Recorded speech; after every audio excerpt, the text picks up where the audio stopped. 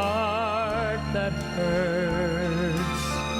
I want to spend my life mending broken people. I want to spend my life mending broken people.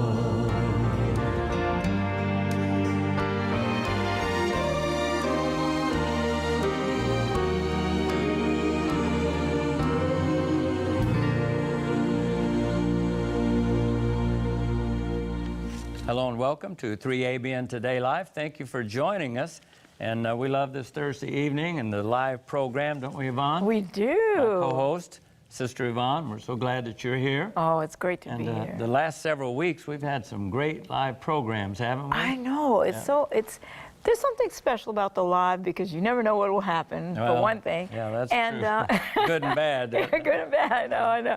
And it's just a special time. It is, and I think we had Brother Bradshaw a couple weeks ago and Elder Carter last week, and this week we're privileged to have my friend, longtime friend, I want to just say Stephen Bohr, but Pastor Stephen Bohr, and you're president of Secrets Unsealed, and we go back from all the way to, I went 1 year to Wisconsin Academy in 1967, 68. I think I was a junior and you were close, same age, and I think we met there.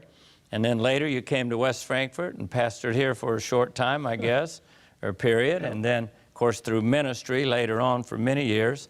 So now we get to watch you at home on TV. So we can turn on 3ABN and see Pastor Stephen Bohr. Steve, it's so good to have you here. My pleasure to be here. You make us sound like we're old. Well, we're just old buddies, you know. We're just old buddies. If I do the math, I won't do the math right now because I might be depressed over the whole thing. But not really. I'm so thankful to be alive in the closing moments of Earth's history. Yes. So thankful to be a part of a movement. This movement that we're called Seventh-day Adventist Church. I'm so thankful to be a part of Three Angels Broadcasting Network.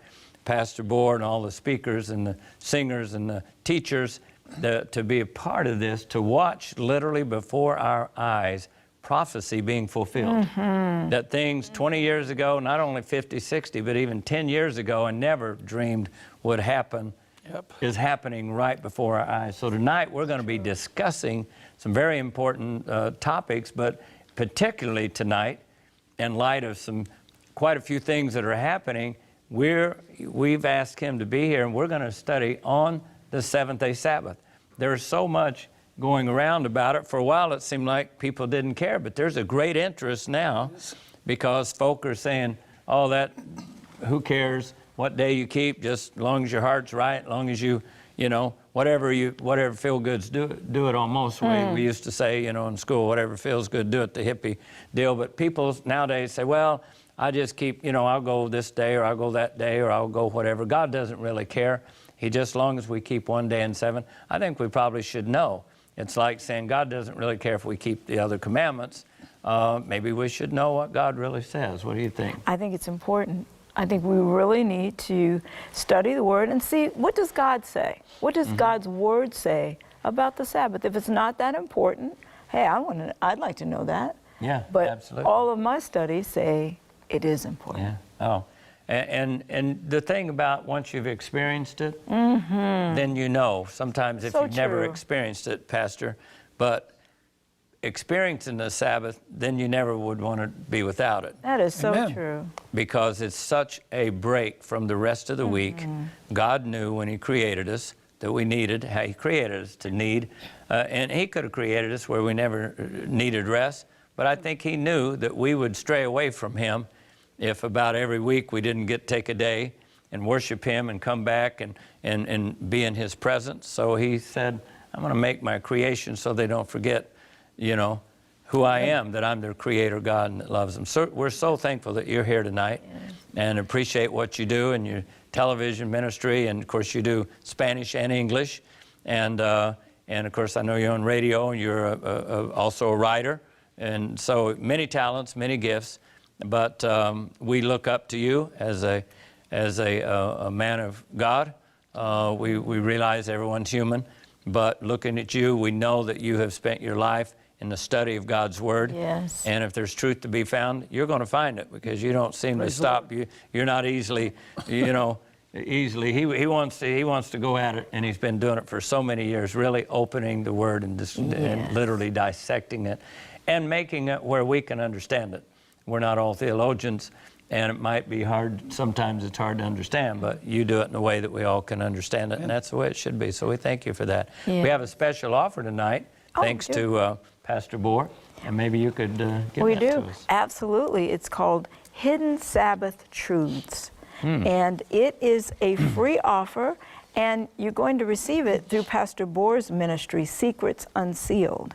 And we need to tell you how to receive that. We can put it up on the screen if we have it. Yeah. An address, or if it's inside here, or Pastor Bohr, if you know. Pastor Bohr, tell us the how we address. can receive, how we can do our it. viewers can receive this. Well, we have people in our call center right now as we're speaking. Ah, there it And, is. we have it on the screen. There it People is. can call that number, and they will take your order. Great. 559-264-2300.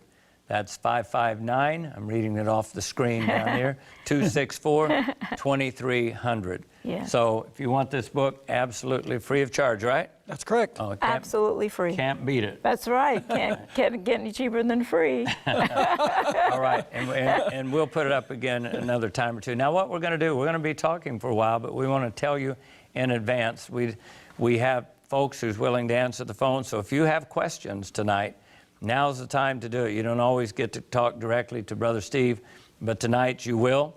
We will take these questions. So as we get into the topic and you have questions on your mind and your heart, be sure you can call us 618-627-4651, or you can email us. And I think they'll put that up for you here in just a moment, too. I think it's Live at live 3abn.tv. There you go, live at 3abn.tv. So you can email, or you can call in your questions, and we'll be happy to. He's on the hot seat tonight, so we give them to him. But before we get into this, we have some special music. We do. And the title of the song is He Grew, the Tree. Beautiful song, absolutely a beautiful song. I first heard it in the 80s, and I was surprised who sang it at that time. Who came out with it, I think, was Barbara Mandrell. Oh, but it talks okay. about the Lord Jesus Christ loving us. No one, it says, the song says, no one took his life, with love he gave it. So he grew the tree that he knew would be used to make the old rugged cross. Wow. Oh, how And beautiful. Pam Lister's going to be singing it. Pam Lister.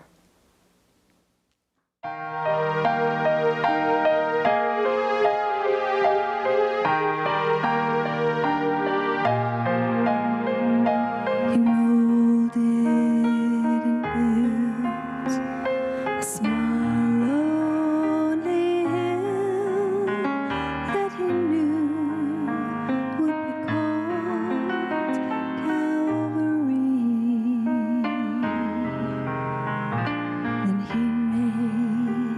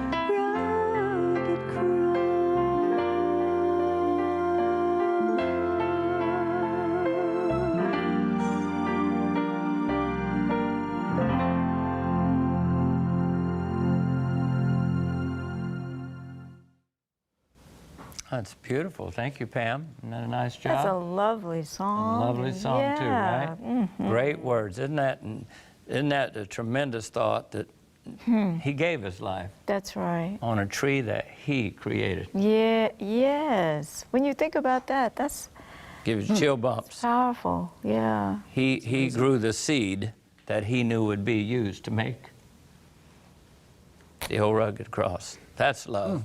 That's love. Yes, That's amazing love. I'm so thankful for the Lord Jesus Christ and for Yes. Amen. His sacrificial plan of salvation, Yes. that He was willing to come to this earth and give His life for fallen man. And all we have to do is accept the free gift. And He says, if you love me, keep my commandments.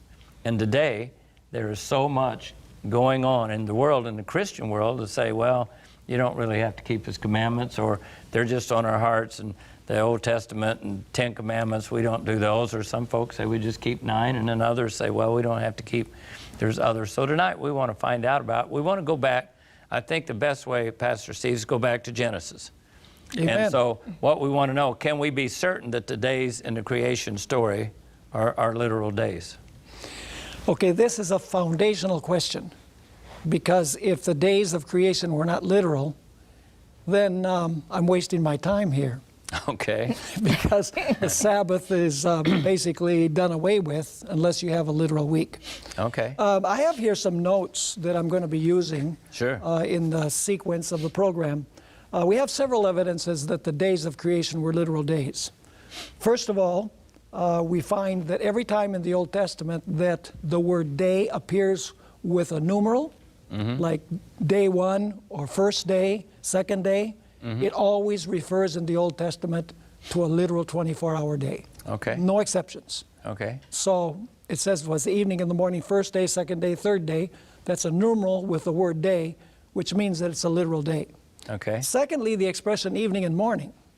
It would be kind of ridiculous to say it was the evening and the morning of the first million years. Yeah. You know, evening and morning, it has to do with the rising and setting of the sun. Okay. Also in Psalm 33, there's an expression of immediacy. He spoke and it was done. Right. And in the creation story, you have also an expression which is very interesting, and it was so. He did it and it was so. Also, the fourth commandment makes it very clear that the days of creation were literal, because the fourth commandment tells us that we're supposed to work 6 and rest the 7th, because God worked 6 and rested the 7th. So obviously, if God expects us to follow His example, the days that He worked and rested must be equivalent to the days that we have as well. Okay. And then finally, the New Testament writers understood that the days were literal. You know, Jesus, for example, said, He who made them at the beginning, male and female, He created them. So He's taken the story of creation literally. And so we have plenty of evidence in Scripture that the days of creation were literal. And as we get towards the end of our session this evening, we're going to see why this is important. Because there are many that are saying that we came into existence by evolution, and the days of creation were only symbolic days representing millions of years. In schools, and this is, I'm thankful that we have our Adventist schools, our Christian schools that teach creationism, but there are so many young people in public schools who are hearing the world evolved and evolution still exists. And it's so sad to me, because you lose, if you don't have that sense of God as the creator, then part of your identity is just messed up to me. Because did you come from apes? Did you come from a tadpole, like an amoeba? I mean, no, we were created beings in the image of God. And I just think that there's so many young people who have grown up within the public school system who are not hearing anything about where they really came from. And that's just sad to me. Well, It ruins their self-image. Yes. Well, it's not just in secular schools. I understand, and maybe you can explain to a little bit about the popes recently, their view of creation versus evolution. Maybe jumping ahead a little bit, but it might be a good time to Let's. to let us know about that, because that was surprising to me when I'm finding out. Me too. You know, that I'll let you give it to us. Well, let's take a look at it. You know, this is going to be a surprise even for the laity in the Roman Catholic Church. Okay. But two of the most influential popes in the last few decades were John Paul II and, of course, now Francis I. Mm-hmm. And both of them have gone on the record saying that the story of creation is a symbolic story, that the days of creation were not literal days, and that the Big Bang is the origin of the universe, and that we came as a result of a long process of evolution in the course of millions of years. And I have a couple of quotations here. One is John Paul II. He spoke to the Papal Academy of the Sciences, and he said this: "It is indeed remarkable that this theory, that is the theory of evolution, has been progressively accepted by researchers following a series of discoveries in various fields of knowledge.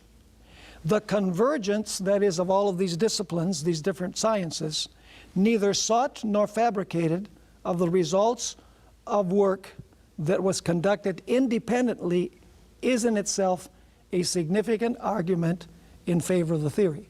So the different disciplines, he says, they've all reached the conclusion that evolution actually is the way that we explain the origin of man. So he says it's a significant argument in favor of the theory. Francis I was even more explicit. He said, "The Big Bang, which today we hold to be the universe, the origin of the world." Well, he might hold it, but we don't. Right. But he's saying that the Roman Catholic Church holds the origin of the world to be the Big Bang. He said, "does not contradict the intervention of the divine creator, but rather requires it. Evolution in nature is not inconsistent with the notion of creation, because evolution requires the creation of beings that evolve." In other words, God began the process and he incorporated in beings the capacity to evolve in the course of millions of years. And then he said this is amazing: "When we read about creation in Genesis, we run the risk of imagining God was a magician with a magic wand able to do everything. But that is not so. He created human beings and let them develop according to the internal laws that he gave to each one so they would reach their fulfillment." So he's saying here that we should not imagine that God was a magician who was able to do everything. So, That's As though a magician could do everything. right. and he's saying that the Big Bang is the explanation for the origin of the universe. So the scholars of the Roman Catholic Church do not believe in the Genesis story that the story was literal. Bottom line. So what does that do to the foundation of not only the week, but the genders, to, you know, not only the Sabbath and all these other things? I mean, that you throw that away, you've thrown away the foundations. Well, if you throw away a literal 7 days of creation, heterosexual marriage goes by the wayside, because heterosexual marriage is based on the creation story. Also, gender identity disappears. God created male and female, but if the creation story didn't happen the way it says, then you can invent all kinds of genders. Also, the Sabbath goes, because the Sabbath commandment is based on the idea that God worked 6 literal days and rested on the 7th day. Furthermore, these popes are contradictory in their theology, because evolution requires the survival of the fittest, or natural selection. And Francis I is saying, that the rich need to help the poor, we need to redistribute the wealth of the world to the needy and so on. But that totally goes against the theory of evolution that he stands for, because evolution teaches the survival of the fittest. The strong win and the weak lose. Oh, good point. So he contradicts his own philosophy. And even more importantly, as Adventists, we believe that the second coming of Christ is very close, is imminent. But if you believe in evolution, how many more millions of years do we have to wait until the process of evolution reaches its climax or its conclusion? It totally obliterates the imminence of the coming of Jesus Christ. So it totally obliterates and it destroys the character of God, His omnipotence. I mean, isn't God powerful enough to make things right from, to make perfect things from the beginning? Sure. Does He have to use a long process? Isn't He wise enough to make beings that are perfect? Does He have to use a mechanism where there's much death and suffering, in nature, death before, death long before sin came into the world? What does it do with the love of God? How can God observe the suffering in the process of evolution, animals killing animals and this cruel process, and yet believe what the Bible says, that God's heart is moved when a sparrow falls out of a tree? It just doesn't square with a God of love. Right. And His omnipotence, as you said before, he spoke and it was done.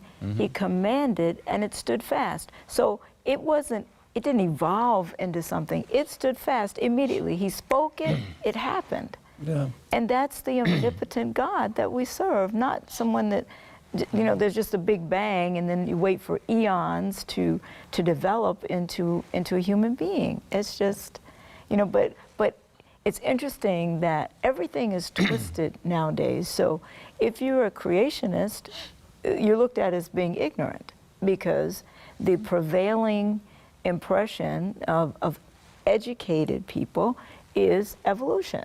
So if you don't subscribe to that theory, then you're looked at and you're laughed at, because and so everything, it's very interesting to me how Satan has taken, the good is bad and the bad is good. Oh, yeah. Yep. Well, take to me, one of the, I think the most demeaning thing that he could say is God's not a magician who can take a magic wand. I'm glad He's not a magician, aren't you?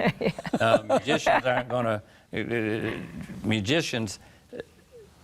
there's no way for salvation of man. No magician can come up with that. That's no right. magician can come with a plan of salvation. Only a creator God can do that and create a perfect world that we have an opportunity as frail human agents who are born terminally ill, that we have the opportunity to someday live forever in a sinless world. No magician can do that. What he's really saying is that God isn't powerful enough to get things right from the start. Yeah. God is not omnipotent, because, why would God have to use a mechanism that lasts millions and millions of years, suffering, cruelty, long before sin comes into the world? Isn't God powerful enough to get things right from the start? Yeah, He's putting him on the level with man. The Wright brothers started out trying to fly an airplane, and they had many crashes, and over decades that's really perfected, and now over a century things have gotten, that's kind of way He's putting God.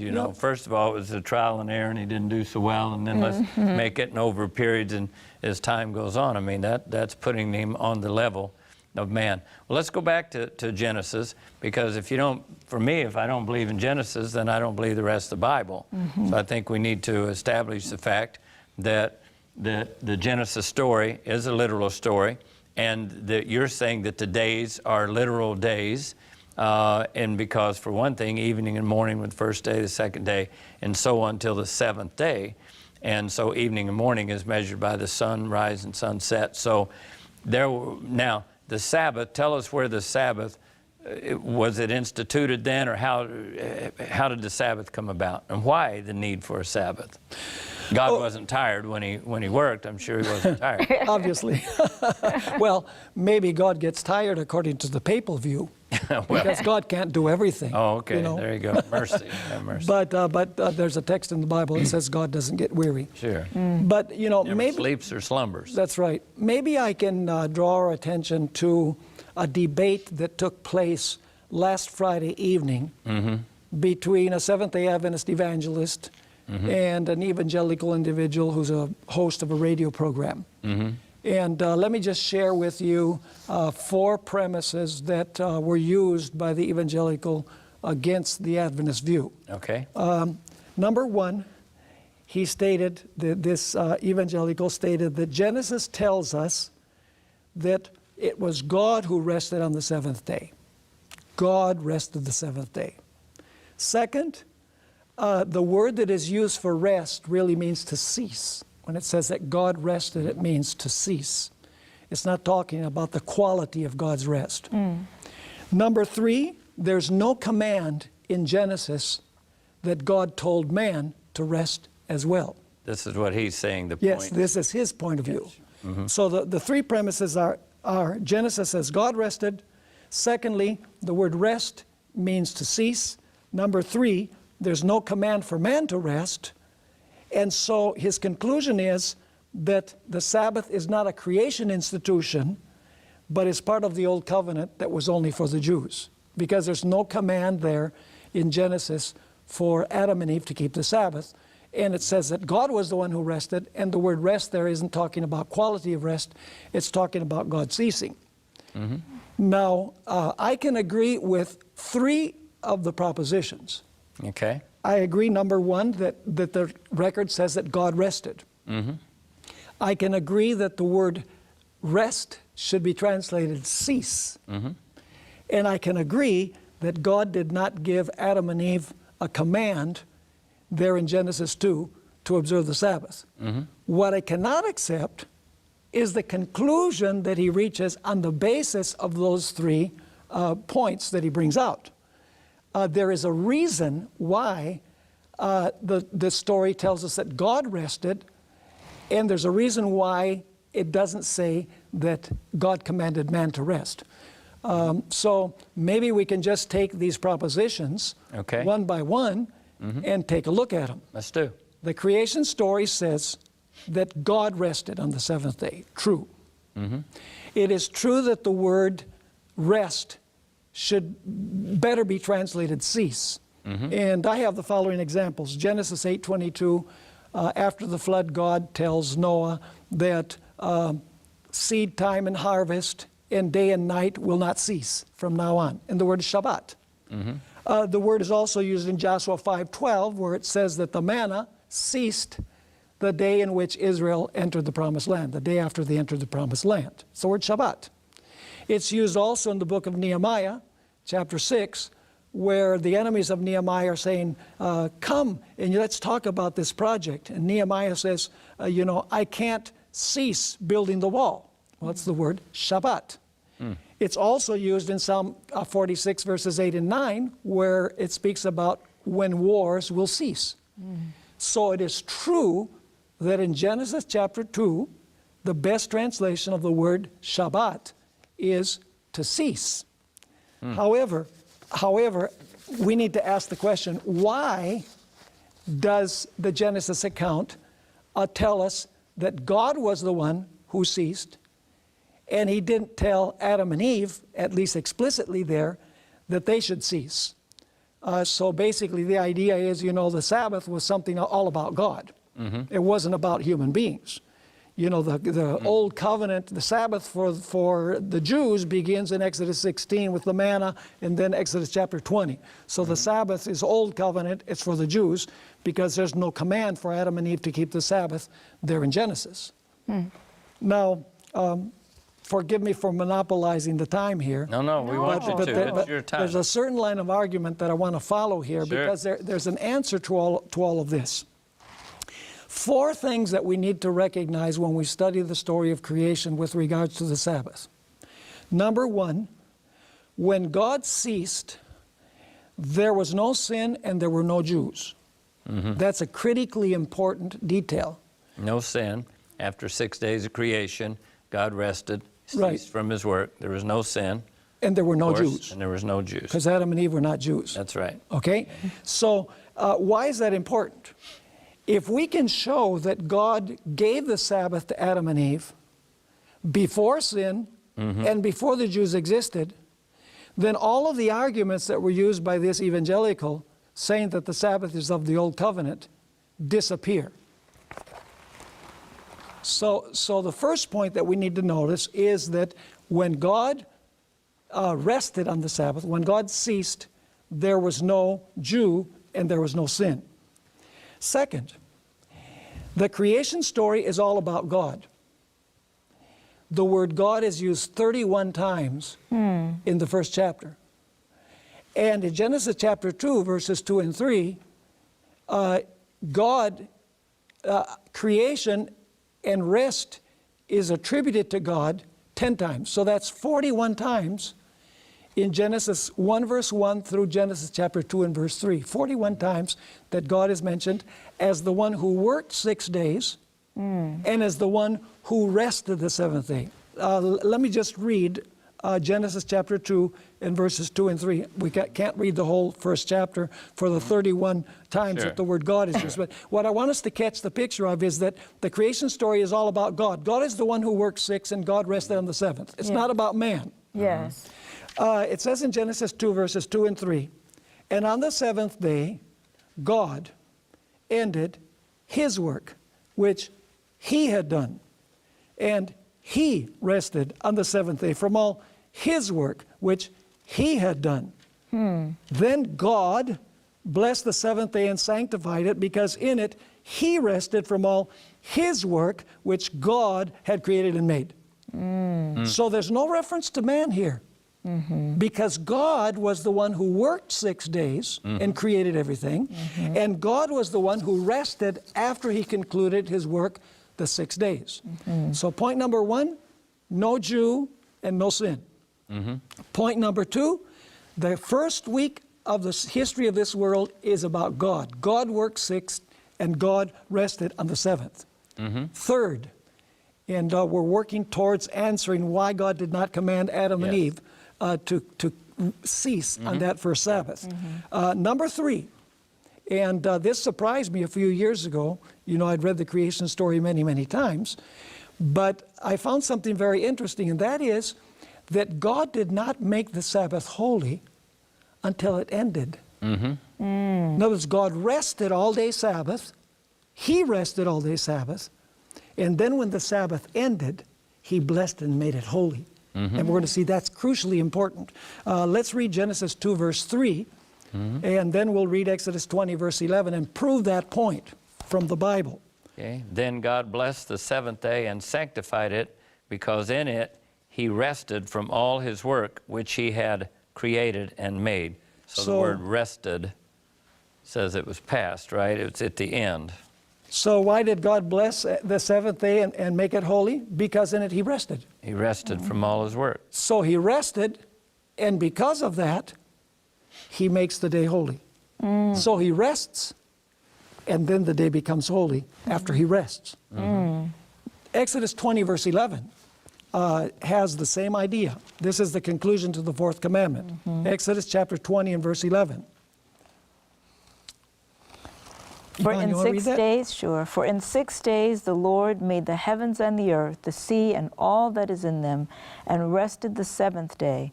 Therefore the Lord blessed the Sabbath day and hallowed it. Now, is that clear? It says God made everything in 6 days, rested the seventh day, therefore the Lord blessed the Sabbath day and made it holy. So God rested all day Sabbath, and that's what made the Sabbath holy, was God's rest. At the end of the Sabbath, that first Sabbath, now the day is holy. That's an important point to remember. The fourth point that we need to take into account is that after God rested on the seventh day and made the Sabbath day holy and blessed the Sabbath day, God had created the week. Because usually we think of God creating things, but God also created a week of 7 days. And if I can read a statement from this fantastic book, Patriarchs and Prophets, page 111. And of course, you know, this comment is firmly based on Scripture, because we just noticed that God worked 6, God rested on the seventh, and after he rested, he made the day holy. So he created the week. But this is such a good way of expressing it. Like the Sabbath, the week originated at creation, and it has been preserved and brought down to us through Bible history. That's why we have a week of 7 days. It continues saying, God himself measured off the first week as a sample for successive weeks to the close of time. Very clear. 6 days, rest of the seventh. We still have a week of 7 days.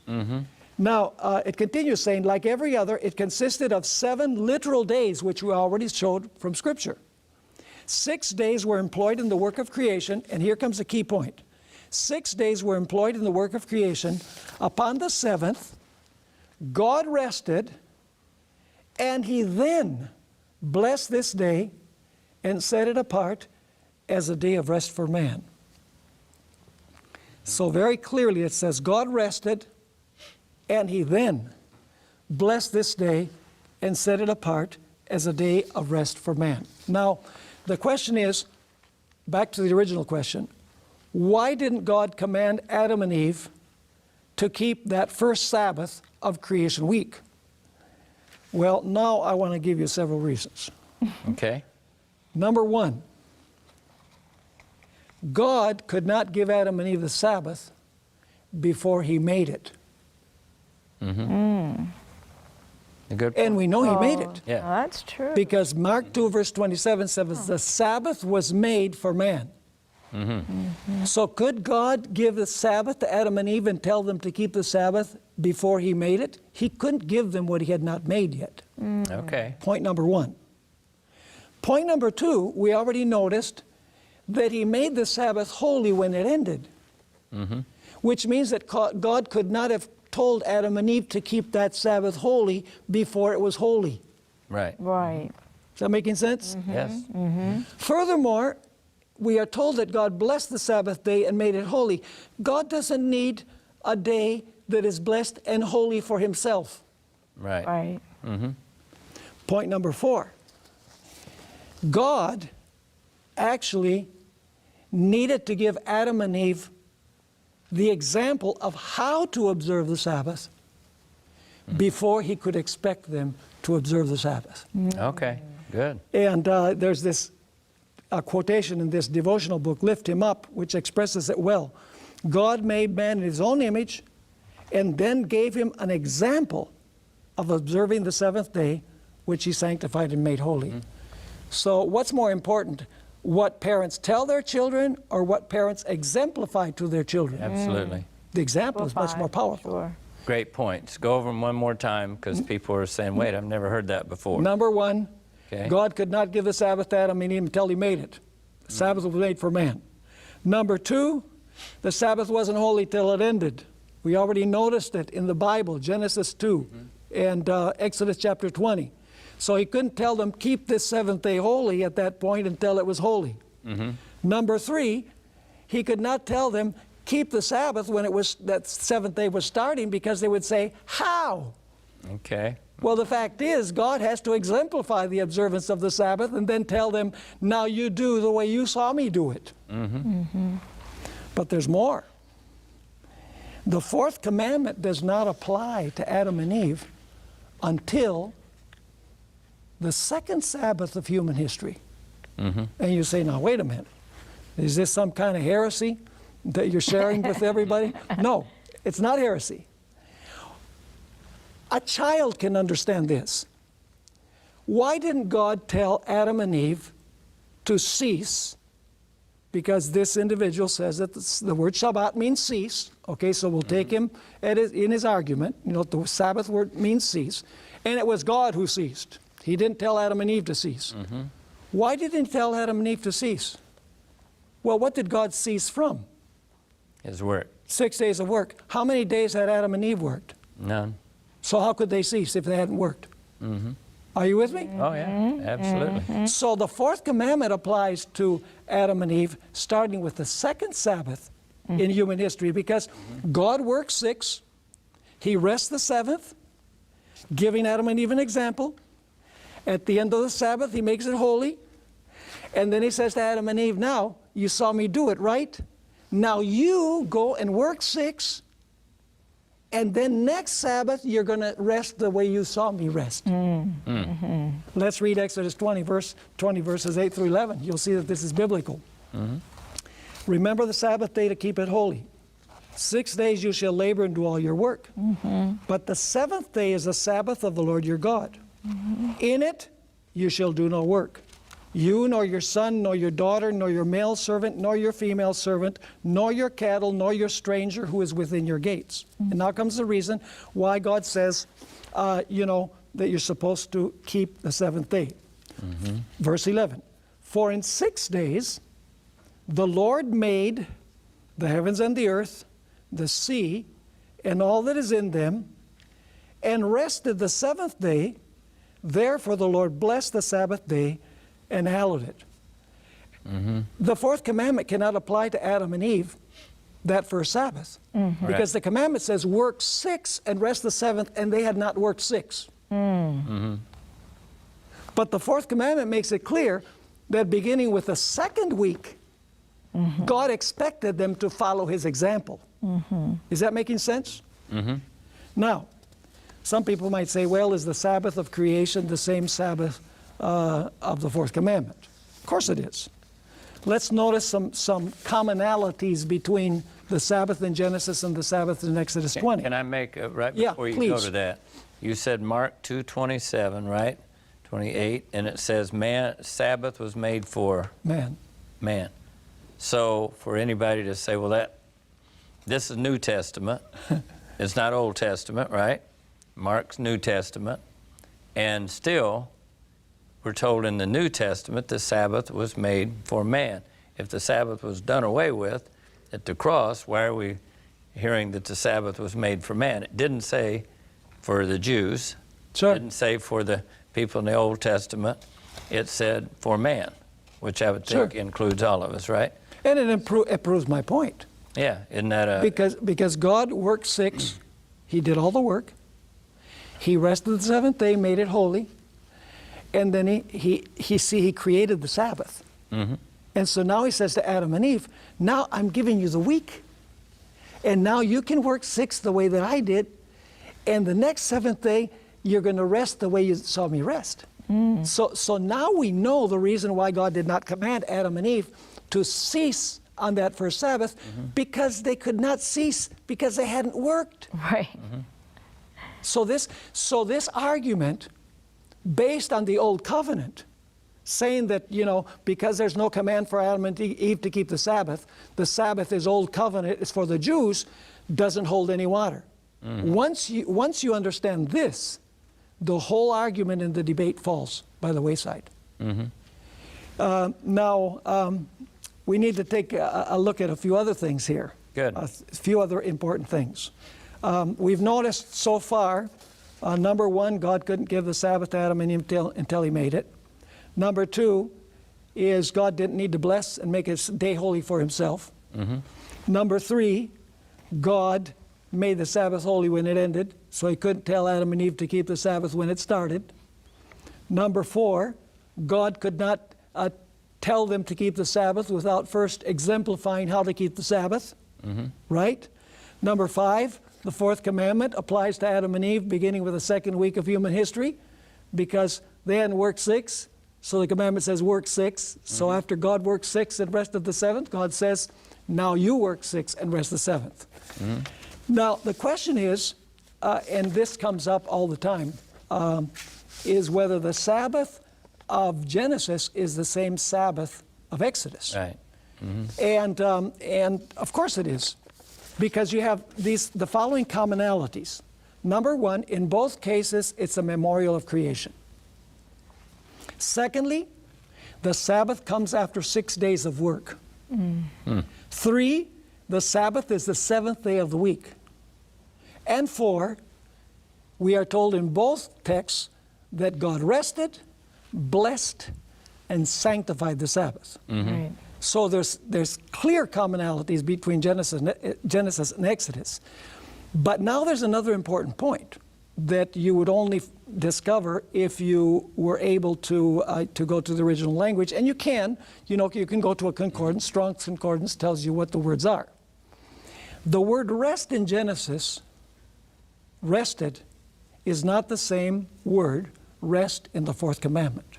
In Genesis, where it says that God rested, it's the word Shabbat, which emphasizes that on the seventh day God created no more. He ceased his work of creating. But then, of course, you wonder, you say, well, what did God do the seventh day? Okay, we know that he ceased. We know what he didn't do. He didn't create any more.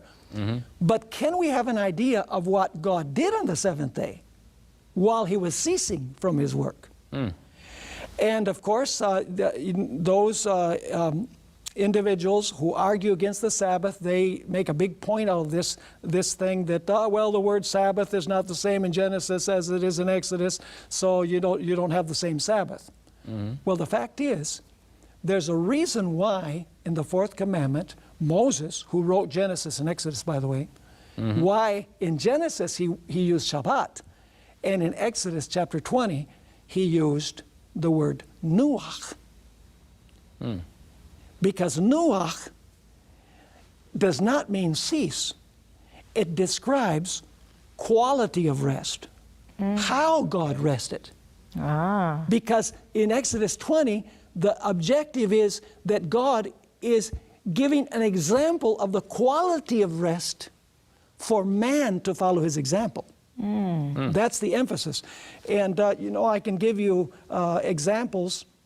Actually, there's three things. The word nuach in the fourth commandment is used in several texts. Maybe we can read these texts. Yes.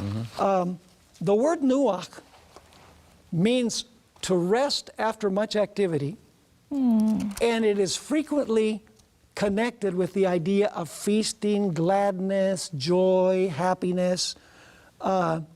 And so let's notice several verses where the word nuach is used so we can catch the nuance of it. Proverbs 29, verse 17. Proverbs 29 and verse 17. Okay. It says, correct your son, and he will give you rest. Yes, he will give delight to your soul. Oh. Now that's what you call a synonymous parallelism. Hebrew poetry is based on parallelism. There's three basic types. Synonymous parallelism, antithetical, where the second line says the opposite of the first line, and synthetic, where the third line or second line completes the thought of the previous line. This is a synonymous parallelism.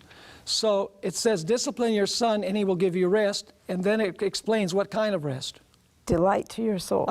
So what kind of rest is it? Delightful. It's a delightful rest. Yeah. Okay. Let's go to Esther chapter 9, verses 17 and 18. And while you're looking for that text, this is talking about when the Jews were delivered from certain death in the days of Esther. A death decree had been given against the entire nation. And the Jews established an observance, a feast, to celebrate their deliverance. And this feast is called Purim. Oh, yes. And I want you to notice the words that are connected with Purim. Esther 9, 17 and 18, and then we'll jump down to verse 22. That's not one of the easy books to find in the Bible.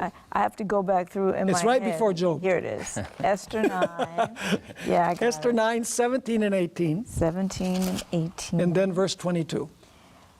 This was the 13th day of the month of Adar, and on the 14th of the month they rested and made it a day of feasting and gladness. The word rested is the same word in the fourth commandment, nuach. Okay. What kind of rest was it? Did they go to bed? Did they just cease what they were Feasting doing? and gladness. No, it was a day of what? Feasting and gladness. So we start to catch a picture of what God did on the seventh day. Yeah. It wasn't just that he ceased, but there's joy and gladness associated with it. Now, read verse 18 and then verse 22. But the Jews who were at Shushan assembled together on the 13th day, as well as on the 14th, and on the 15th of the month they rested and made it a day of feasting and gladness. There it is again, verse 22. 22, as the days on which the Jews had rest from their enemies, as the month which was turned from sorrow to joy for them, and from mourning to a holiday, that they should make them days of feasting and joy, of sending presents to one another and gifts to the poor. So what ideas are associated with the word rest, nuach of the fourth commandment? Feasting and joy, Gladness. gladness. By the way, that's the reason why Jews do not fast on Sabbath. Because the Sabbath is not a day for feasting, for fasting. Fasting. It's a day for feasting. feasting. That doesn't mean that we need to be gluttons on Sabbath. Yeah. But it's a day of celebration. Gladness, happiness, joy Yes. is what is involved. When we were in Israel, and the Sabbath was coming on, and we were by the Wailing Wall, and the Jewish people there were they were actually having a party. They were celebrating. They were celebrating the oncoming of the Sabbath. Yep. And it was beautiful. Yeah, it's not a day of mourning Right. and sadness, like the Pharisees made it. Yes. The Sabbath of the Pharisees was not the Sabbath of the Lord. Ah. But the Christian world sees the Sabbath of the Pharisees and they think that that's the Sabbath of the Lord. Mm-hmm. So you have this word, and by the way, that's why in Isaiah 58 it says that the Sabbath is a delight. Mm-hmm. See? Where is it? Isaiah 58 in verse 13. 13. That's what I'd already opened a while ago. I said, he's read gonna, it. I Read said, it. he's going to read this. I went back off of it, but it's 58. I said, 58 verse 13. Sure. Right here. I said, there's where he's going. And then I didn't know these other texts. You've been around me too much. Well, you went deeper than I did. I was going straight right here. Oh, So, yes. without my glasses here, if So do you you turn want- away, no, watch this. Watch this. If you turn away your foot from the Sabbath, from doing your own pleasure on my holy day, and call the Sabbath a what? Delight. A delight. The holy day of the Lord. What else? Honorable. And shall honor him. Not doing your own ways, nor finding your own pleasures. So that's a great. Now that text goes exactly along with the other, the feasting, being delightful. The word Yeah. Noah, rest. Rest. It's Yeah. the same rest as in keeping the Sabbath holy. So do we start catching a picture of what God's rest was like on the seventh day? Oh, I love Yes. it. Yeah. By the way- Beautiful. By the way, God did not celebrate at creation by himself. The whole universe celebrated. Go to Job 38, verses right. 4 through 7. All right. Right. So this idea, all Adventists, they're legalists, they think Job you can't do this 38, and you you can't said? do that on the Sabbath. 38, verse 7. And the Sabbath is a day of misery, a day of restrictions. Doesn't Yes. fit with the biblical perspective. That's right. All right. It says, when the morning No, stars. read verse 4 so that we get the context Okay. of creation. And then the climax is verse 7. Okay. Okay. Where were you when I laid the foundations of the earth? Tell me if you have understanding. Who determined its measurements? Surely you know. Or who stretched the line upon it? To what were its foundations fastened? Or who laid its cornerstone when the morning stars sang together and all the sons of God shouted for joy? Yes. So it wasn't only a day of joy and happiness and feasting for the Lord, it was for the entire heavenly universe because it's talking about creation. Yes, yes. Wow, that's neat. Beautiful. But there's another avenue. See, not only the meaning of Noach in the fourth commandment. See, in Genesis, the emphasis is that God created no more. He ceased on the seventh day. But in Exodus, the emphasis is Noach, which is associated with feasting and gladness and happiness and joy. Because in Exodus, God is saying, I worked 6, and the seventh day I Noached. And that's an example for you to Noach. I know I'm inventing a word, Noach, Yeah. but it has to do with feasting and gladness and joy. Right. Sure. The whole heavenly universe celebrated, we noticed. There's another avenue, and that is Exodus 31 and verse 17. Okay. See, we're studying now what God did on the seventh day to exemplify to man what God wanted man to do. 31:17. It is a sign between me and the children of Israel forever. For in 6 days the Lord made the heavens and the earth, and on the seventh day he rested and was refreshed. Oh, Ah, I bet you can't guess what the word rested is in Hebrew. Noach. No, the word rested Or is Shabbat. Shabbat. Shabbat. Okay. In other words, God's Shabbat, but it adds something there. God rested, and what else did he do? And was refreshed. Oh, he was refreshed. Interesting. Now, what does the word refreshed mean? It's a Hebrew word nafash, which means to take a breath. Okay. Speaking of that, I have to stop right now and That's a take good a breath segue. because in 45 seconds, but what they told me earlier, and I didn't want, your phone number is being overwhelmed. Secret Unsealed said of people wanting this, so they're asking people to have patience. When you call the number on the screen for the free book tonight, Secret Unsealed is saying, your phone people there saying, just have patience. We can't get all of your calls at once, but don't give up. Stay on the line, and they'll get to you. So that's 559-264-2300. Okay, so we're going to have to we're just going to take a break. This is really interesting. It is. This is so good. So we're starting This to is open rich. up some things that I think are really good for us who've been in this truth for a long time also. So for those of you at home, don't go away. We'll be back in just a moment.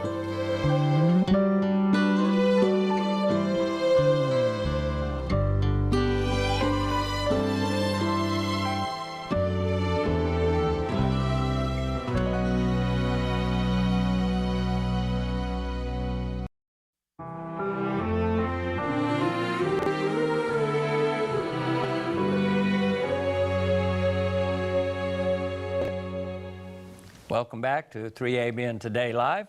We're so happy that Pastor Stephen Bohr is with us here tonight, Yes. Secrets Unsealed.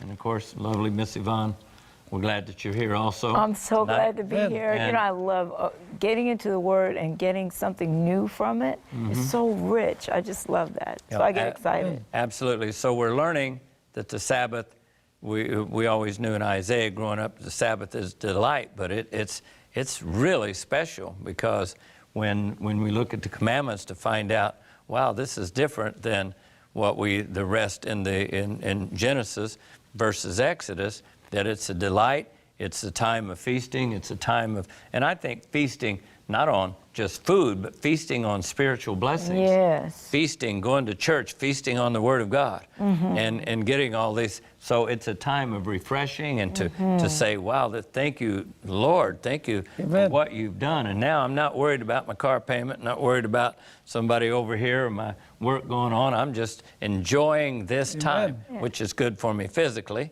and, you know, as well as spiritually. And feasting on your relationship with Him. Oh, taste and see that the Lord is good. See, the blessings so many that people miss out on. You were talking about this the other night. I don't know if they call it a debate or something that happened last week.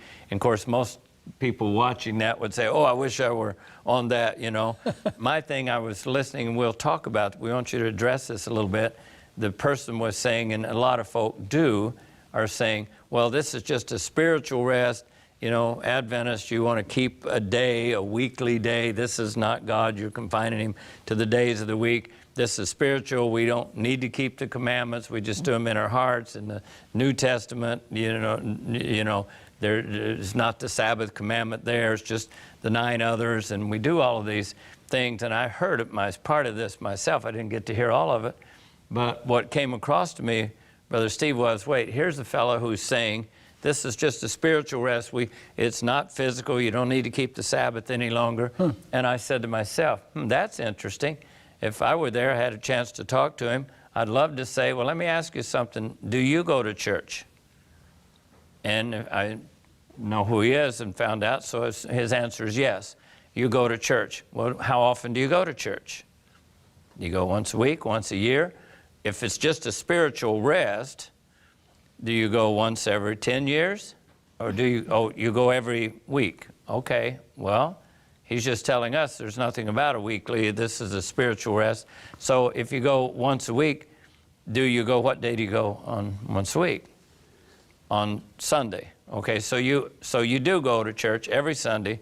It is one day of the week. So everything you're telling Adventists and Sabbath keepers they don't need to do, you yourself are doing. You're just substituting the day God said, remember.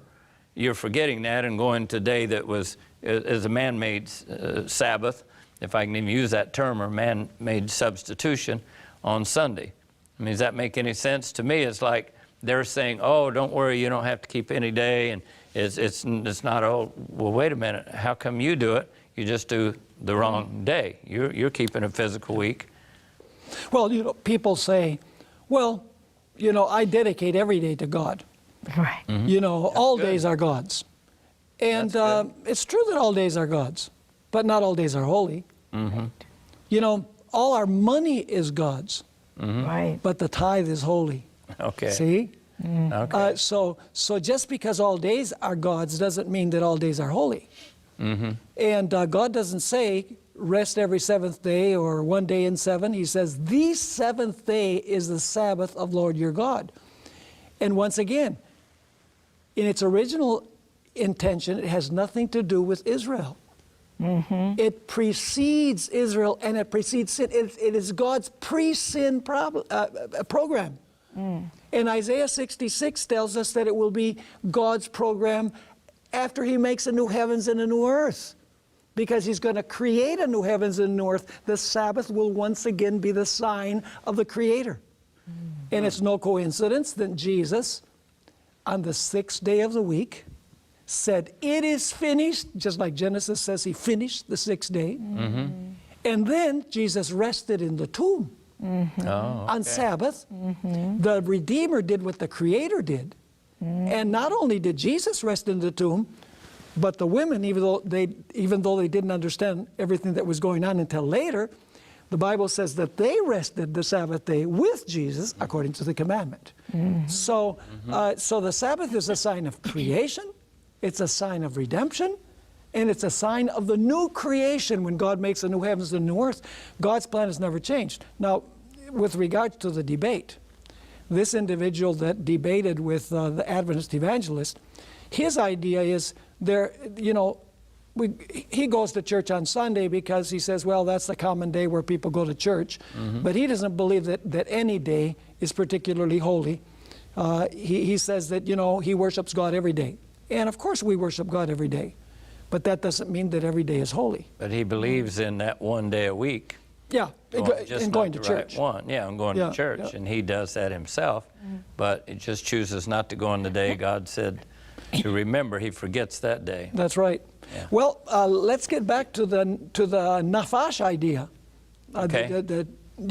Took a breath. Took a breath. Yeah. So basically, this is nafash.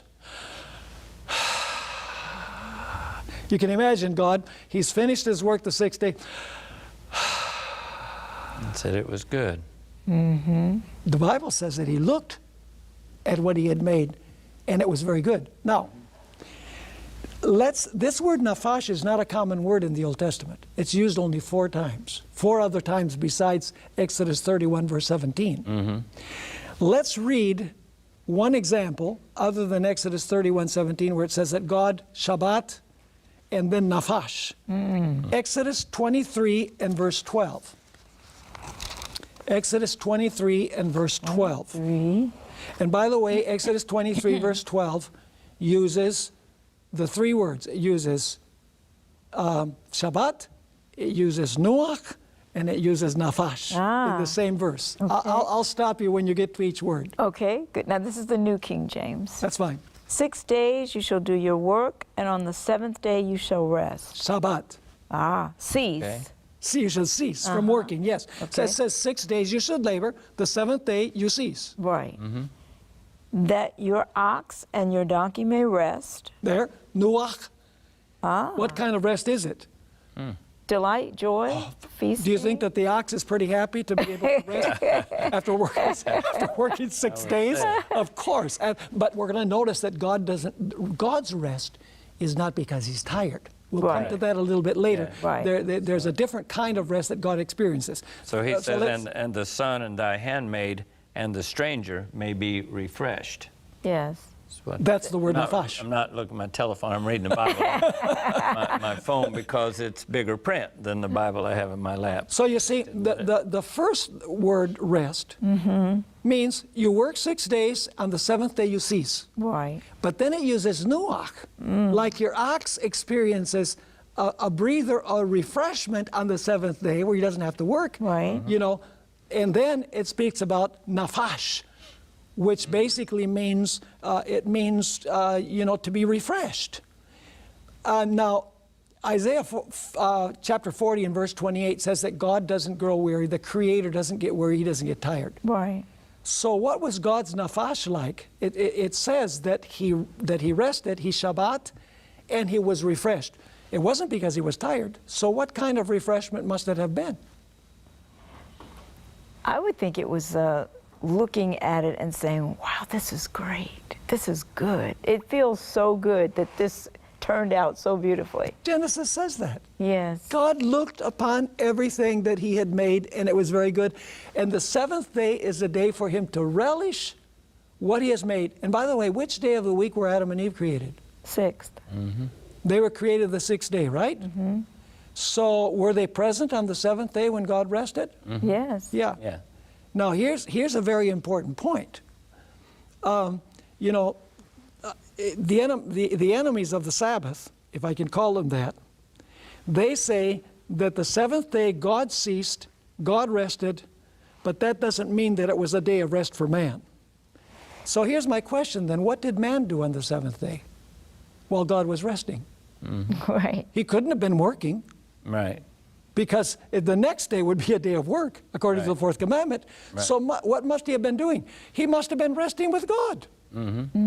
God must have been giving him the scenic tour, I if you believe please. that. Absolutely. That Yes. would be exactly what he was doing. When he's saying it is good, he didn't say that to himself. I'm sure he knew that already.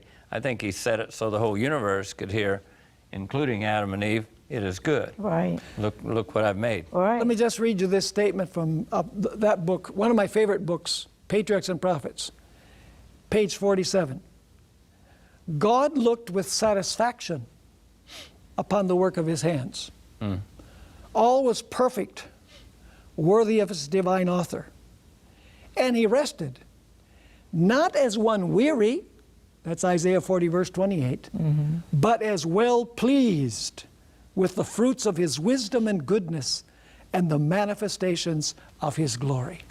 There you have in a capsule form what God's rest was like. See, you have all of these evidences in Scripture. You have the reference to the word nuach, which implies joy, gladness, feasting, happiness.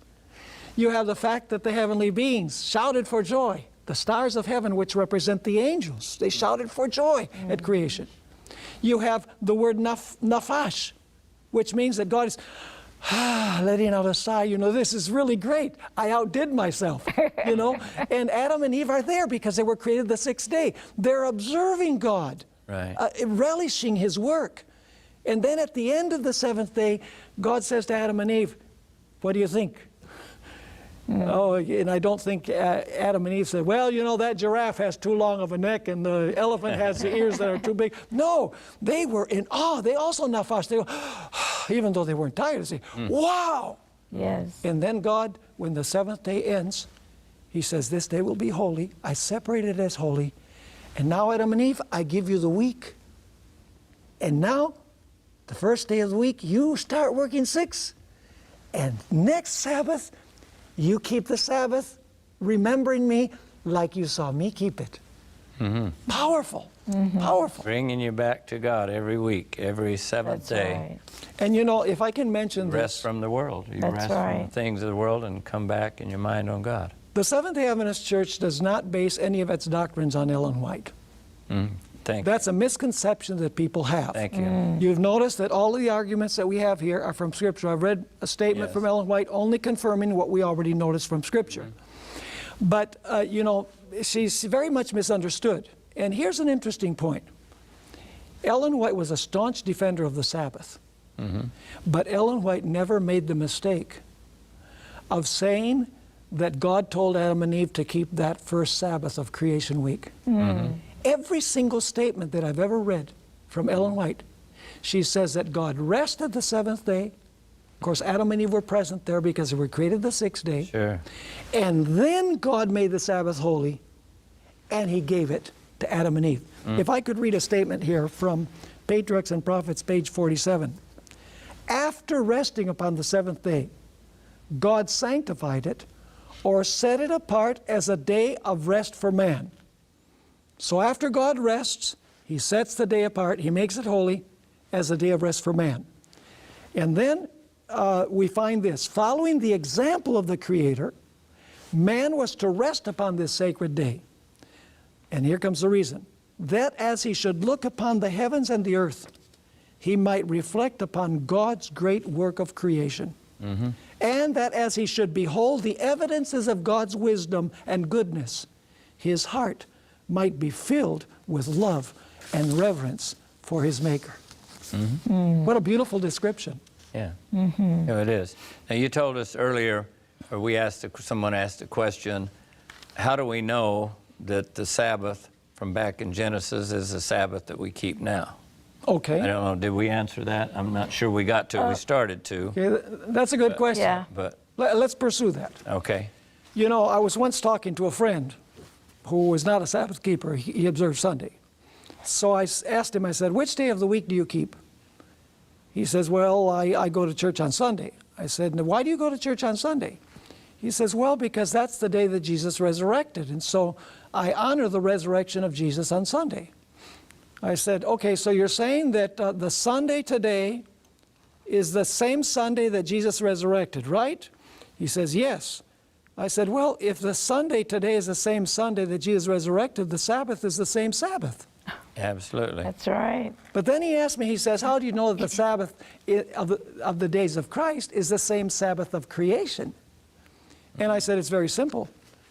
Because John chapter 1, verse 3 says that Jesus created the Sabbath. And he wasn't going to keep the wrong day. Yeah, Right. So you know, it goes both ways. You know, if the Sabbath today is not the same Sabbath, well, Sunday's not the same Sunday either. Right. So you can't keep it in honor of the resurrection. Yeah. These are all excuses Sure. that people give for not enjoying and relishing the delight that what the Sabbath is all about. Imagine suspending everything yours for 24 hours to focus only on God and to strengthen your relationship with Him. Because relationships are built, strong love relationships are based on spending time. That's right. Right. You know, wives always complain, and they have a right to complain. You say, my husband doesn't dedicate time to me. And so, you know, the greatest sign of love is that you enjoy spending time with the person that you love. Absolutely. I've said to people, because they'll say to me, well, you know, how do you know time wasn't lost even from Christ's time to here? Even if Jesus kept the Sabbath, how do you know? And I say, well, because my friend is Catholic, I say, well, what day does the Catholic Church keep as, you know, as holy, like Easter? Well, Sunday. I said, okay, the Catholic Church started a century or two after crucifixion. Do you think they have lost count of the first day of the week? They keep the first day of the week. Do you think the Catholic Church... Now, the Jews, since the time of Christ, they've always kept the Sabbath. So do you think maybe the Jews have all lost time, and the Catholics have all lost time for the last nearly couple thousand years? If not, I would think that they haven't, because it's not likely the whole Jewish nation has gotten confused, because we know the Sabbath was the seventh-day Sabbath that Jesus kept as the creator of the universe, as you just said. So if that's the case, you can know that the Jews have never forgotten which day, and the Catholics, and besides, they parallel. The Catholic Church says first day of the week is Sunday. The Jews say the seventh day of the week is the Sabbath. So I really find it hard to believe that both of these, you know, huge groups could have forgotten what days. Absolutely. Yeah. And another important thing, how many times a year do Roman Catholics keep the triumphal entry of Jesus into Jerusalem? How many times a year do they celebrate Palm Sunday? Palm Sunday. How many times a year do they celebrate? Once a year. Once a year, right? Yeah. During Holy Week, during Easter. Right. Yeah. How many times do they celebrate Ash Wednesday? How many times a year? Once. How many times a year do they celebrate Good Friday? Once. So why do they celebrate the Resurrection Sunday every week? It's a human invention. Yeah. Sure. And you know, both John Paul II and Francis I said that the Sabbath is of the Old Covenant. The Sabbath is of the Jews, is what they say. And yet, in spite of the fact that they say that the Sabbath is Jewish and it's the Old Covenant, they have kept all kinds of customs from the Old Covenant. They light candles, they burn incense, they sprinkle holy water, they wear special vestments, they make sacrifices on the altar. They do everything from the Old Testament, but they say the Sabbath, Old Covenant. It's a good point. Yeah, that is. So maybe we can look at another point. Let's do. Yeah. We need to deal with some questions too. Well, Oh. I think what you're doing right now is really good. We've got some, but I think you're probably some of the questions we'll get is what you're about to answer. So let's let you get through, and then if we have time, we'll take some. All right, we need to get to the end time, Yeah. with Oh, the good. issues at the end time. But Okay. anyway, here's an interesting point. Genesis 1:31. And I'm going to read through Genesis 2 and verse 3. Why don't you read that, Yvonne? Sure. You're a good reader. Oh, praise the Lord. Genesis 1:31. Then God saw everything that he had made, and indeed it was very good. So the evening and the morning were the sixth day. And then chapter 2, verse 1. Thus the heavens and the earth and all the host of them were finished. Okay, stop there. Which day did God finish his work of creation? On the sixth day. Yes. In fact, chapter 2, verse 1 belongs with chapter 1. Ah, It should be the concluding verse of Right, chapter 1. right. Because it says in verse 31, then God saw everything that he had made, and indeed it was very good. So the evening and the morning were the sixth day. Thus the heavens and the earth and all the host of them were finished. right, Okay, so that's the climax of the first 6 days. right. Now, lest somebody think that Pastor Bohr is, playing games with the Bible because he's saying that verse, 1 belongs to the previous chapter. Well, there were no chapters and verses that were included by the original writers. Right. So this is something that was added long afterwards. So God finished the sixth day, right? Right. Now read verse 2 and 3. And on the seventh day, God ended his work which he had done, and he rested on the seventh day from all his work which he had done. Now, okay, stop right there. We have a problem here. Because it says, on the seventh day, God ended his work. And by the way, the word ended there is the same word finished in verse 1. Ah, So now we have the problem. We read in verse 1 that he finished the sixth day. And now we read that on the seventh day, God finished his work, which he had done. How can you finish something twice? Well, let me give you an illustration. Imagine an artist, painter, and I'm going to dramatize for effect. And so the first day, the artist, he takes the frame, the wooden frame, and he takes the canvas and he staples it to the frame. He adds some colors to the background, and he finishes his work the first day, and he says, it's good. Second day, he puts some clouds in the sky, a blue sky, and he finishes his work the second day, he says, it's good. The third day, he paints some trees and some grass and some flowers, beautiful scenery, and when he ends the third day, he says, it's good. The fourth day, he places a sun in the sky, he paints a sun in the sky. Sometimes you can see the moon in the daytime, so he makes the moon, and the fourth day, he ends his work and he says, it's good. The fifth day, he paints some fish jumping out of the water and some birds flying through the air. And when he ends the fifth day, he says, it's good. The sixth day, he paints some giraffes and some cows and some elephants and land animals. And then he paints a woman and a man in the midst of this beautiful scenery. And he adds the final touches to the canvas. And he looks and he says, it is very good. Is he finished? Yes and no. he hasn't signed it yet. Yes. The work is finished. smart. The work is finished. But unless he signs it, anybody Come can on claim now. it. Okay. Oh, And so the seventh that's day, deep, isn't it? the You're too seventh sharp. day Oh, you. is God's signature on creation that identifies who made it. Yes. And so to remove that from Sabbath to Sunday is very serious because it removes the name of the individual who made everything during creation week. So God finished the work on the sixth day. On the seventh day, he put signed God. Oh, Yes. Oh, I love it. that's beautiful. That is Very good. Great great. illustration. Isn't it? Yeah. Great. So anyway, I've talked too much. Danny, come on, No, rescue me. that's wonderful. You're answering most everything that we had. We wrote down some notes, but we could look at a couple questions. I mean, if you got some more things you want to cover, because it's really what you're doing is you're breaking this down for us. Because as I said, a lot of people today, in fact, most people, even most Christians, say the Sabbath is not important. It's the Old Testament, was given to the Jews, and there's really nothing about it. I just keep the commandments in my heart from the New Testaments. So what do you say? You're talking to me, and I say, well, Steve, I'm happy if you want to do that, but there's no command, there's no reason I need to keep the Sabbath. I keep the other 9 commandments, but I keep them in my heart. What do you say to me? Well, there's nothing wrong with keeping the Sabbath in your heart.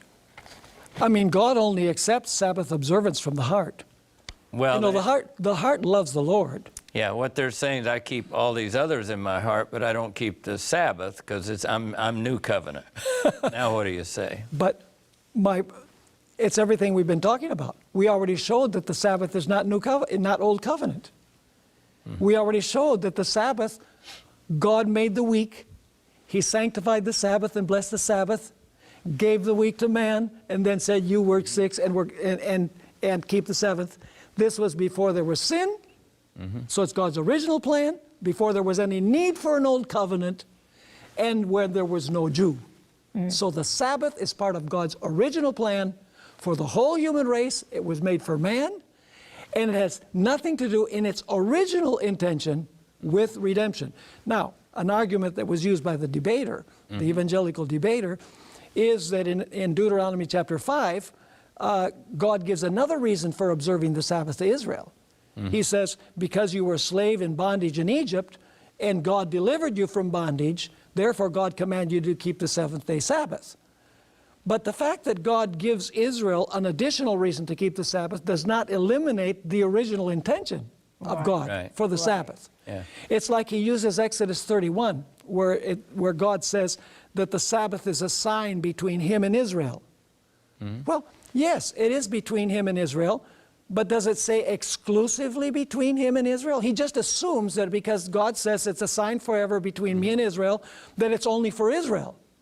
But in Isaiah 56, God says that the Gentiles will come and they will observe the Sabbath. And God's house will be a house of prayer for all nations. So, and besides, in Exodus 31, after saying that it's a sign between God and Israel, God gives a reason why. He says, because God created the world in 6 days and rested on the 7th. The reason for Israel to keep the Sabbath is the creation reason, which we already showed has nothing to do with the Old Covenant and has nothing to do with the literal Jews. Right. Sometimes a little bit of common sense doesn't hurt either when you're actually looking at the Bible and you're reading it. Why would, and here's what I've asked people, why would God bother with the 4th commandment when he's going to do away with it later? Okay, why do away with it? Now, why say remember? It's the only commandment that people are going to forget later on. So he knew they would forget it. So that's why it's the only commandment that begins with remember, right? And then, so why now does people say, yeah, but the commandments are written in our heart? Well, how come there's only 9 written there and not 10? That's true. Now, if God put a box together and package of books, he said, here's 10, and I'm giving these to you, but remember this 4th book, because it's really important, because it's my seal is in it, my signature on my artwork, creation. It's the only one of the commandments that says who he is. Right. I'm the Lord, the creator God of the universe. So don't forget this one, because you forget me. So God himself puts 10 commandments. He didn't give Moses 9. That's right. He gives him 10. And so why did he give Moses 10 commandments then? It's a very simple thing. He said you were slaves for so many years, hundreds and hundreds of years. These Jews or Israelites were slaves for hundreds of years. So through hundreds of years being a slave, you don't know anything about Sabbath. You totally Of course. You're ignorant of the Sabbath. So when now they're freed, then God says, I'm going to have to teach my people. Moses, teach the people about my eternal Sabbath. They don't know anything about it. So for these people, he was reaffirming or educating them. Now that you're free, you're my people.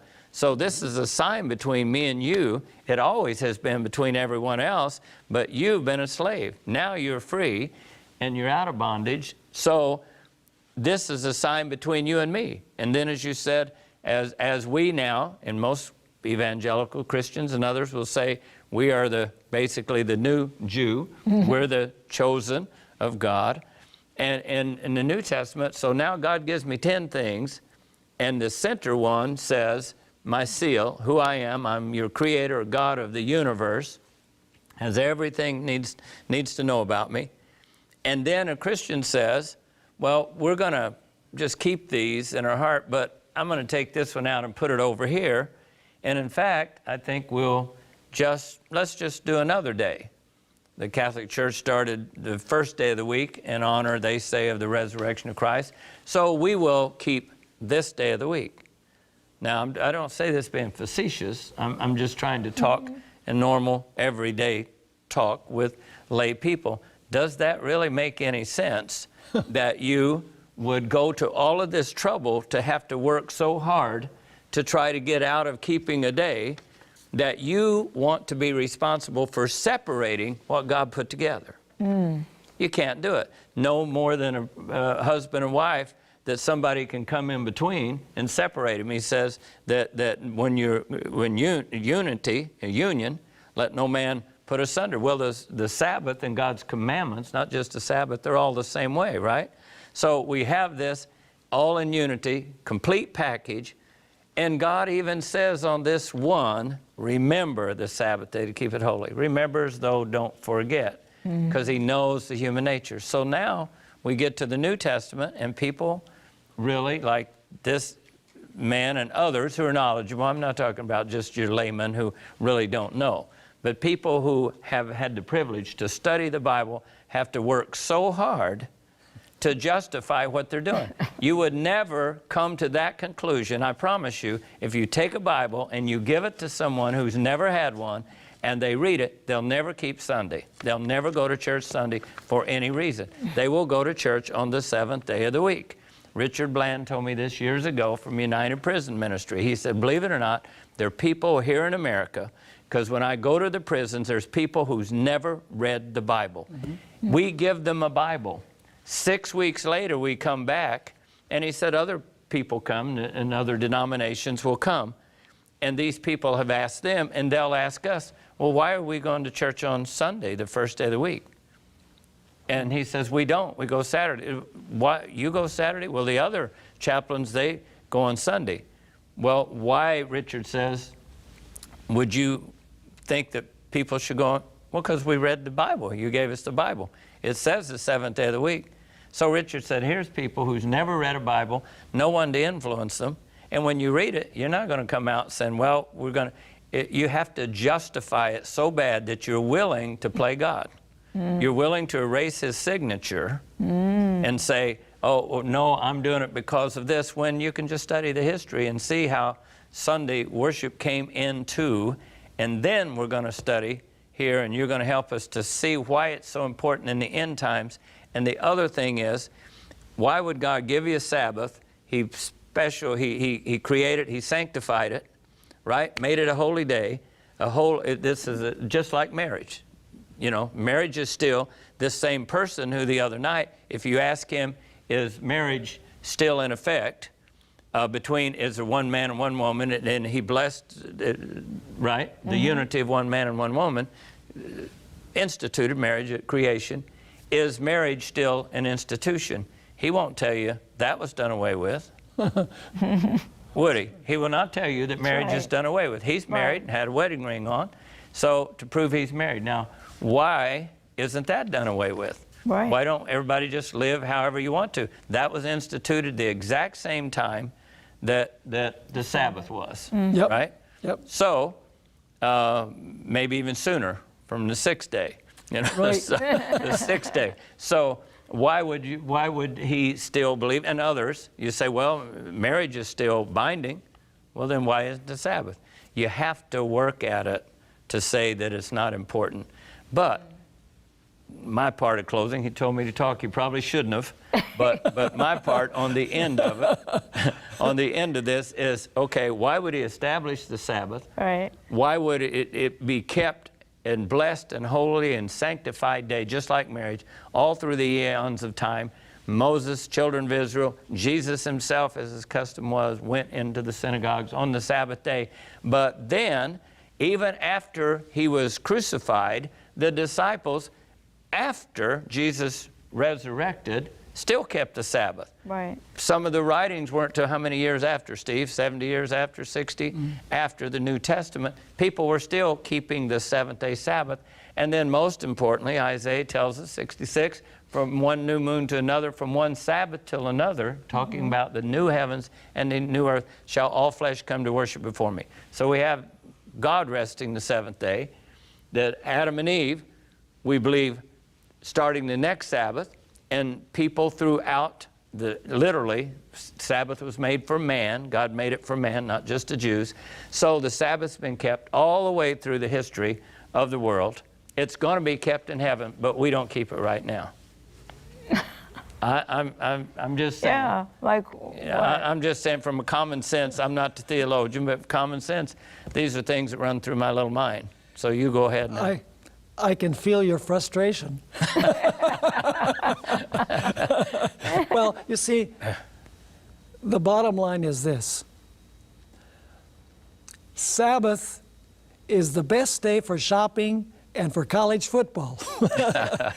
And people would prefer to watch college football and to go shopping than to remember their Creator.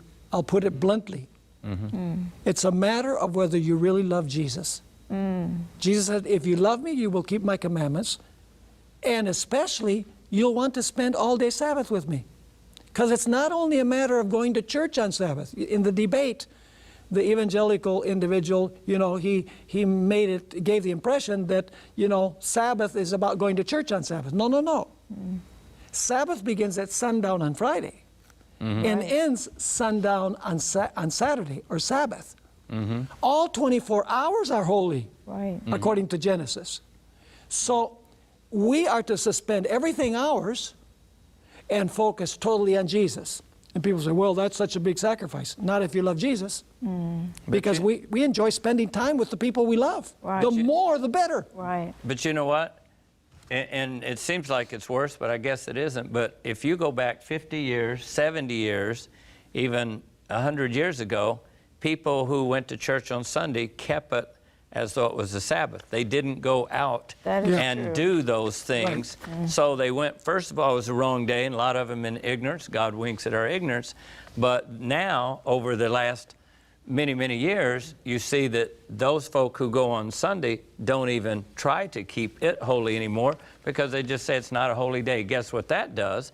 It totally takes you from that to not even going to church, because a lot of people, or I just run to church, and some of the churches, like Catholic Church now, you can go Saturday evening and not go Sunday, I'm told, and kind of convenience you. But anyway, all right. Okay, there's a couple of things that I want to cover before we take some questions, if we could. Yeah.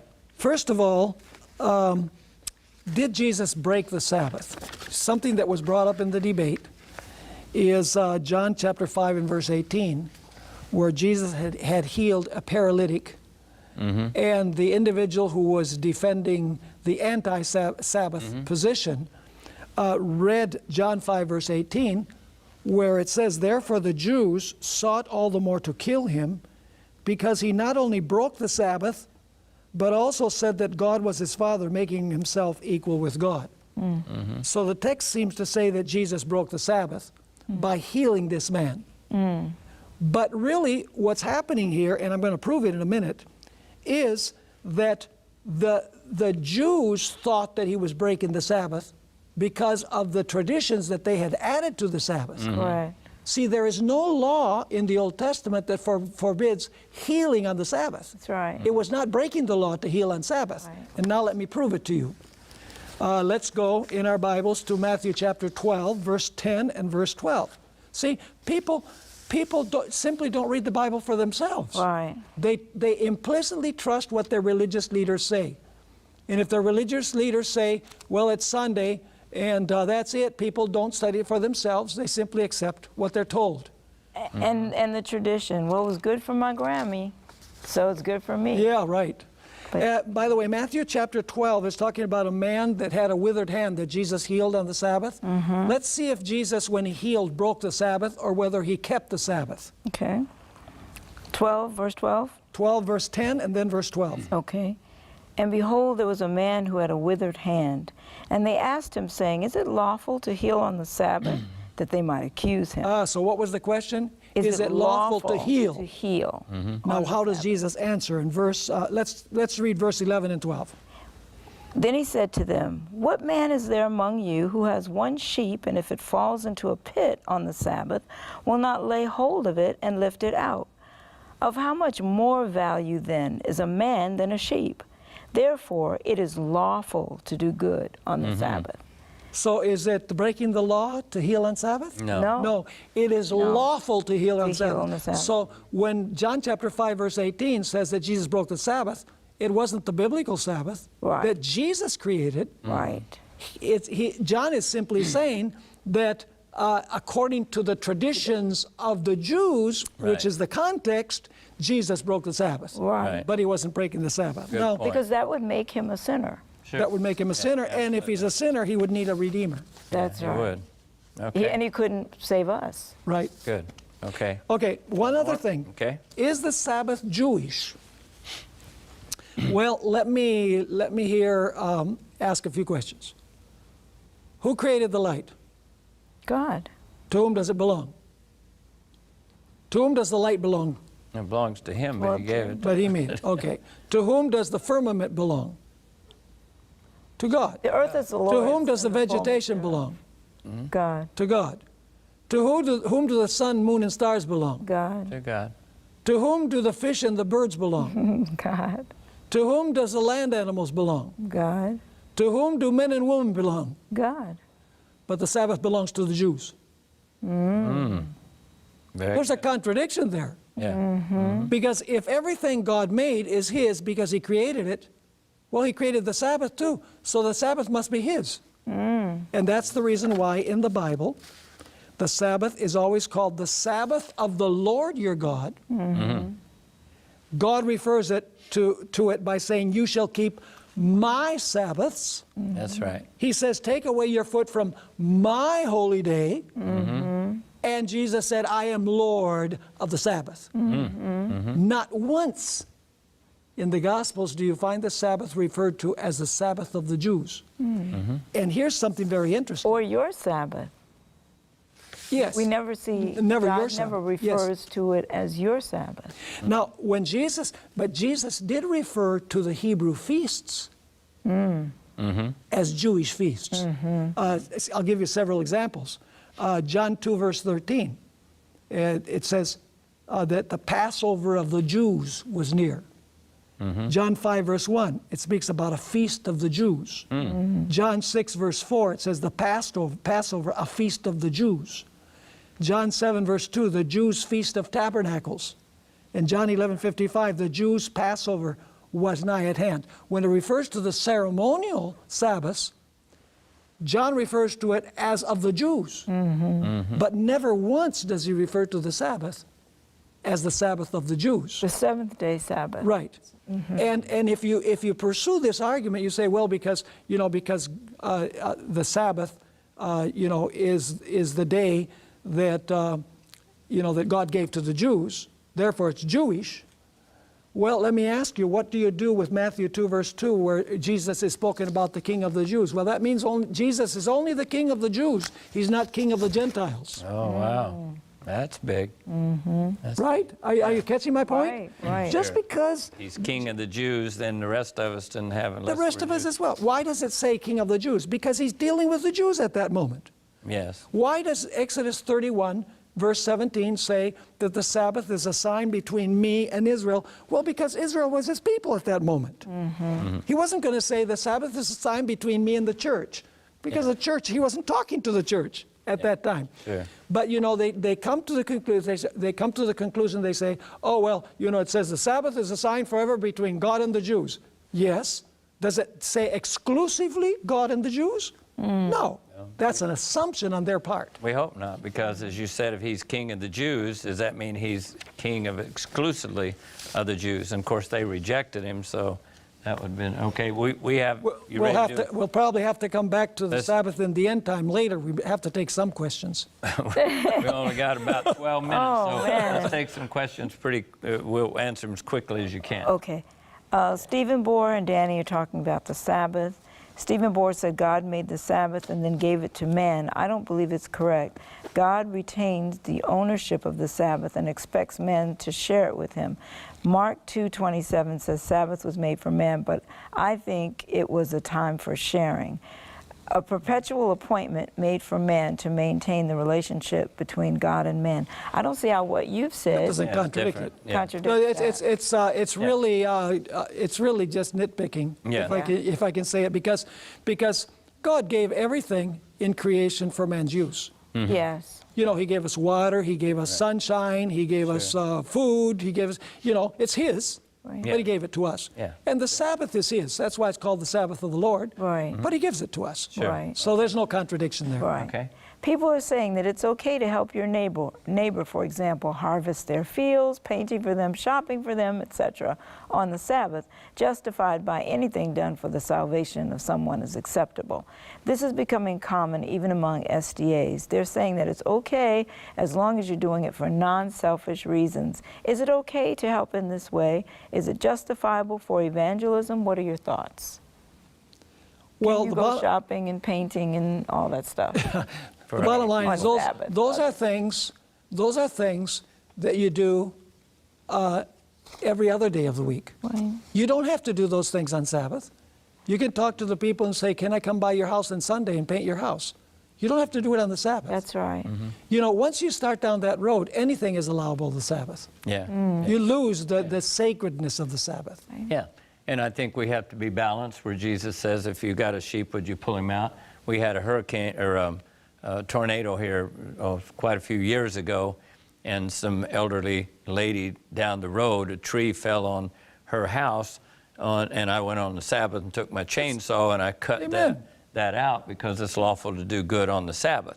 That's an Well, emergency, though. Yes, that's what I'm saying. It's a difference than if you have a tree fall, go cut it on Sabbath and say, well, this is okay. I could cut that tree if it just fell in the yard. Say, how about Sunday? I'll come over and cut that tree. But if it falls on your house and it's leaking, you got an elderly lady inside, of course I'm going to go help do that. So again, you know, if the ox is in the ditch, don't take that wrong, but somebody will say, he said she was, no, Right. no, but I'm saying, let's go back to the sheep's in the ditch. Well, then pull it out, emergency. But as you said, let's don't just go, because people use it as excuses. Well, we'll go paint somebody's house today on Sabbath because we're not making any money. It's free. It's a good example. But why not do it on Sunday, Right. you know, or another day? Right. And the Sabbath is particularly to remember God. Right. You know, like for example, this has happened to me, you're driving down the road and you find a woman who has a flat tire. Well, what are you supposed to do at that moment? She doesn't know how to change the flat tire. So you say, wait till tomorrow, I'll come and change it for you. Of course not. You know, it's an emergency. So at that moment, you change the tire. But it doesn't mean that you're going to rotate your tires on Sabbath. Yeah, Right. yeah, absolutely. It's the exception, not the rule. Right. Please don't write in. He knows that some women can change tires. He's just giving an example. Okay. Well, you know, you might say that's sexist, but I'm talking about something that happened 30 years ago. Yeah, that's right. Okay. Are we supposed to be keeping the feast days? Is the 144,000 literal? We better stop it there. Those aren't really those aren't questions related to what we're talking about. But if they're interested in the feast days, we have 24-hour series from our Anchor School of Theology from last year, where we deal with the feast, you know, what they mean and whether we're required to still observe them or not. And so they can contact Secrets Unsealed for more information on that. Yes, yes. Is there any way we can get copies of your notes? This would help greatly. The notes that we use today? Yeah. Absolutely. Yeah. Just send an email to info@secretsunsealed.org, and I'll be glad to send you my notes. Great. Okay. Not a problem. And we should, once again, if you want the free offer tonight, Yes. we have the book. I do. And it's called? Hidden Sabbath Truths. Okay. And you can contact them by phone or through Secrets Unsealed, which is Pastor Bohr's ministry. It's 559-264-2300. And you can get this book free if you Yeah. call them. And if the lines are busy or they put you on hold, just be patient Have because you can still get the book. If they call later, or maybe at beginning of the week or some other time, could they still get it if they say we were watching 3ABN but we couldn't get through? Sure, and they can also leave a message. They can leave a voicemail, and our people will get back to every single one of them. Good. Okay, that's wonderful. So that everybody can get one, so you don't have to worry if you're not getting it right now. It's a really, really important book. It deals with a lot of the matters that we've talked about in Sabbath and Genesis, but it also, the second half of the book, deals with the manna episode in Exodus 16, the lessons that can be learned from that passage. Possibly if they get this book, they might not need the notes, or do you think? Well, the notes have more information more than what you have in the little book. Okay, you just made yourself some more work. Okay. I have no problems. We're there to serve. Okay, it'd be a good time also, I think, to put up an address roll. We want to do that so that people know how to contact you other than just the phone. So if you have the address roll ready to contact Brother Steve, we'll put it up now. Secrets Unsealed has produced over 70 series on prophecy and various biblical topics that are useful for evangelism and also for in-depth personal Bible study. If you would like tonight's free offer, or if you'd like to obtain any of their products, please visit secretsunsealed.org. That's secretsunsealed.org. You may also call them at area code 559-264-2300. That's 559-264-2300. Or write them at Secrets Unsealed, 5949 East Clinton Avenue, Fresno, California, 93727. Okay, we only have a few minutes. You brought stuff at us at a fast Gatling gun, way, because we have to tonight. And normally 2 hours would be a lot, but this went by really quickly. And so could you just we have just a few minutes, maybe recap for us what we learned tonight? Okay, where do I start? Beginning. Well, why not at Genesis? That's right. The beginning. Yeah, bottom line is that we noticed tonight that the Sabbath, in its original intention, had nothing to do with pointing forward to the death of Christ, because when the Sabbath was established, there was no sin. So it's part of God's original plan. Secondly, the Sabbath was not made for the Jews, because originally there were no Jews. There was Adam and Eve, and then their descendants after that. So the Sabbath, in its original intention, was not a shadow pointing to Christ, neither was it a day that God made only for the Jews. It's not part of the Old Covenant. The Old Covenant comes in after sin. It's not. It transcends the Old Covenant. And we've also noticed that that God made the Sabbath holy. He worked 6 days, made the Sabbath holy, and then He told Adam and Eve, now you're going to work 6 days, and you're going to rest on the seventh day the way that you saw me rest. So basically, we notice that the Sabbath, and this is the key point, the Sabbath is a creation institution. It is not part of the Old Covenant. It was not given to the Jews only. All throughout the Bible, like you were mentioning, the Sabbath is there. What about Isaiah, or in Genesis, I'm sorry, 26, 5 and 6. Now this is Very way before Moses, right? Right. I don't know how many years, but a long time. You could tell us probably closer. But it says, starting with verse 4, "And I will make your descendants multiply as the stars of heaven. I will give your descendants all these lands at your speed." Okay, all the nations of the earth shall be blessed, because Abraham obeyed my voice and did what? Kept my charge and my Commandments, and my statutes, and my laws. Now, tell me, people say, well, there's no proof that God gave the commandments and gave the Sabbath to before Moses. What does this mean if that doesn't mean that? He not only says it once, like my commandments, because you could say, well, that's just some other. He's saying, in case you missed it, Abraham obeyed my voice, because a lot of, what the Lord impressed him, kept my charge, my commandments, my statutes, and my laws. Yeah, and What is that? Does that mean 10 commandments?